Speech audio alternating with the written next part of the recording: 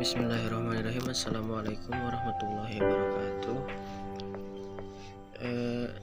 Saya di sini mewakili kelompok 9 yang akan membawakan tentang prinsip rancangan dan mekanisme implementasi kurikulum merdeka. Saya bersama rekan saya bersama Esa Santika sudah membuat PPT tentang materi ini. Langsung saja ke pembahasan materi. Di sini ada prinsip rancangan kurikulum.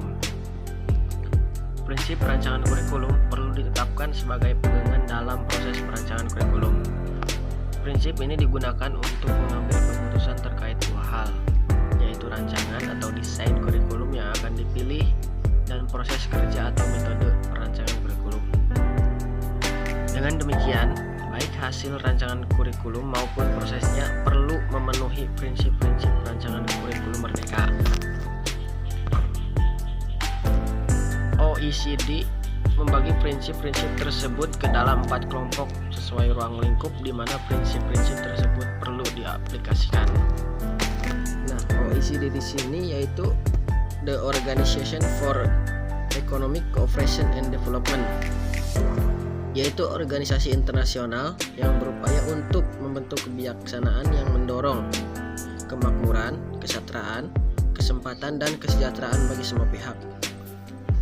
Pada poin yang pertama, terkait dengan perancangan kurikulum atau standar caption dalam setiap disiplin ilmu, ada 3 prinsip yang perlu diperhatikan, yaitu fokus, keajegan, dan koherensi. Maksud keajegan di sini yaitu keteguhan, patuh, dan setia. Dalam poin yang kedua, dalam merancang kurikulum yang berlaku untuk seluruh disiplin ilmu, prinsip yang perlu dipenuhi adalah kemampuan untuk transfer kompetensi, interdisipliner, dan pilihan.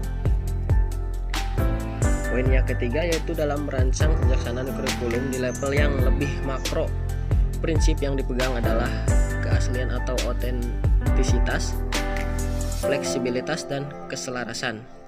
Dan poin yang terakhir yaitu terkait dengan proses kerja perancangan kurikulum, prinsip yang perlu dipegang adalah pelibatan, engagement, keperdayaan atau kemerdekaan siswa, dan keperdayaan atau kemerdekaan guru. Selanjutnya ada karakteristik utama dari kurikulum merdeka yang mendukung pemulihan pembelajaran adalah sebagai berikut. Yang pertama, pembelajaran berbasis proyek untuk pengembangan soft skill dan karakter sesuai profil pelajar Pancasila. Yang kedua, fokus pada materi esensial sehingga ada waktu cukup untuk pembelajaran yang mendalam bagi kompetensi dasar seperti literasi dan numerasi. Yang ketiga, fleksibilitas bagi guru untuk melakukan pembelajaran yang terdiferensiasi sesuai dengan kemampuan peserta didik dan melakukan penyesuaian dengan konteks dan muatan lokal.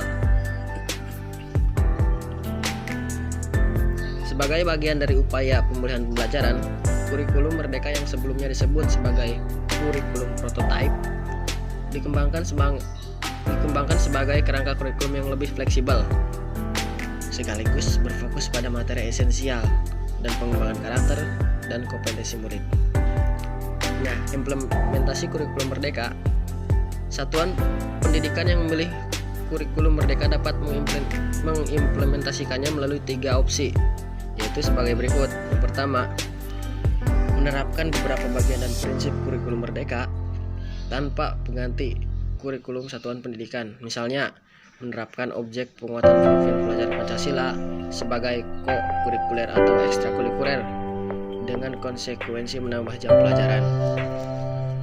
Menerapkan pembelajaran sesuai tahap capaian peserta didik atau pembelajaran terdiferensiasi berdasarkan asesmen formatik diagnostik. Menerapkan kegiatan bermain belajar berbasis buku bacaan anak PAUD. Yang kedua, menerapkan kurikulum merdeka dengan menggunakan perangkat ajar yang sudah disediakan oleh pemerintah pusat.